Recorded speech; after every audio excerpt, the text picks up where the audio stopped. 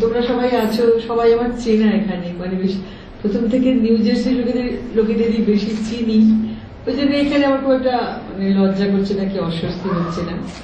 আমি আবৃত্তি সাধারণত করিনি তো, আর দেখছিলাম কয়েকটা বাচ্চা আছে সেগুলো সব বেরিয়ে পড়েছে গিয়ে, কিন্তু তবু আমি তাদের উদ্দেশ্যে, যদি তারা স্বপ্নেও আমার কবিতাগুলো শোনে লেখা, আমি সেই একটা প্রথমে একটা আবৃত্তি করি। এটা আমার ছেলেকে নিয়ে অনেক ছোটবেলাতে, আমার ছেলে খুব ছোট, শুনেই লিখেছিল। ঘুমের ছড়া। ডিংডা ডিডাং ডিং ডাং উঠলো যাবে কাশিয়া, উ ছিক ছোট্ট গাড়ি, সাহেব মেয়ে মামার বাড়ি। ডিংডা ডিডাং ডিং ডিং পুপলু যাবে দার্জিলিং, শীতে হুহু গাহি হিম, পাহাড় চূড়োয় আইসক্রিম। ডিংডা ডিডাং ডিং ডং পুপলু যাবে কালিম্পং, টাট্টু ঘোড়া চালাও জোরে, পক্ষীরাজ হাওয়ায় ওড়ে। ডিংডা ডিডাং ডিং ডুং পুপলু এবার যাবে ঘুম, ঘুম পাহাড়ে যাবে ঘুম, ঘুম পাহাড়ে যাবে ঘুম। আচ্ছা, আমার তো 70 বছর বয়স হয়েছে, তো প্রায় 70। আমি আবদার করছি, আমি আরেকটা কবিতা পড়বো।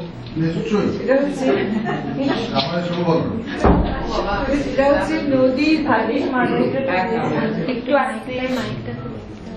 একলা একলা বসেছিল চূর্ণী নদীর ধারে, একটা দুটো জোনাকি ফুল ফুটছে অন্ধকারে, আর তো কিছুই দেখা যায় না, আকাশে নেই তারা, খেয়ার ঘাটও বন্ধ এখন, নিঝুম জেলে পাড়া। গাছের ডালে ফুল ফুলিয়ে দোল খাচ্ছে হাওয়া, কেমন করে ওপারে যাই, হলো না বুঝি যাওয়া। ছলাচ্ছল ঢেউয়ের শব্দ, নদী ভাঙছে কুল, ভরা বর্ষায় চূর্ণী যেন খুশিতে মুশকুল।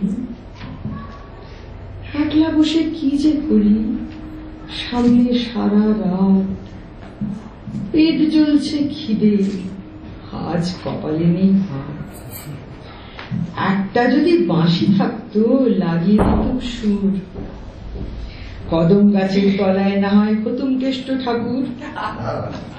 রূপকথার গল্পগুলো হঠাৎ সত্যি হলে, মন পবনের নৌকোখানি ভেসে উঠত জলে। কিংবা তেমন মন্ত্র যদি জানা থাকতো আমার, শূন্য পথে পেরিয়ে যেতাম নদী ও ক্ষেত খামার।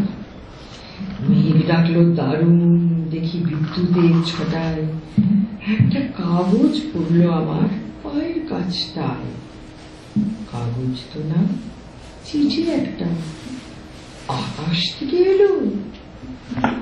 নিশুত রাতে আমায় এমন চিঠি কে লিখলো?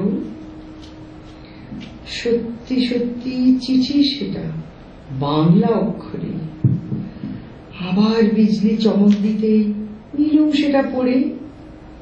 খিদে তেষ্টা রইল না আর, জুড়লো প্রাণ মন, সেই চিঠিটার মানে বুঝতেই কাটবে সারা জীবন।